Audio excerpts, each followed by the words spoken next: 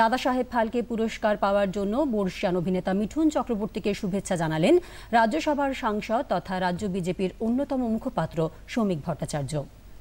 ভারতীয় চলচ্চিত্রের সর্বোচ্চ পুরস্কার দাদা সাহেব ফালকে পুরস্কারে পুরস্কৃত হলেন পদ্মবিভূষণ শ্রী মিঠুন চক্রবর্তী। সত্যজিৎ রায়ের পর আরেকজন বাঙালি আজকে স্বমহিমায় বাঙালির আত্মমর্যাদা স্বাভিমান নিয়ে প্রতিষ্ঠিত হয়ে গেলেন। তার অভিনয় দক্ষতা, তার প্রতিভা আজকে তিনি পেয়েছেন শুধুমাত্র একজন সফল বাণিজ্যিক নায়ক হিসেবে নয়, তার চরিত্রাভিনয় আজও মুগ্ধ করে চলেছে আপামর ভারতবাসীকে। তার স্থান পশ্চিমবঙ্গের প্রত্যেকটি বাঙালির অন্তরের অন্তঃস্থলে।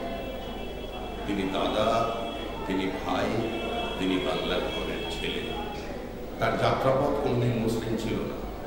সমর্পণ এবং সংঘর্ষের মধ্যে দিয়ে তার এই উত্তরণের জন্য আজ তাকে অনেক অনেক অনেক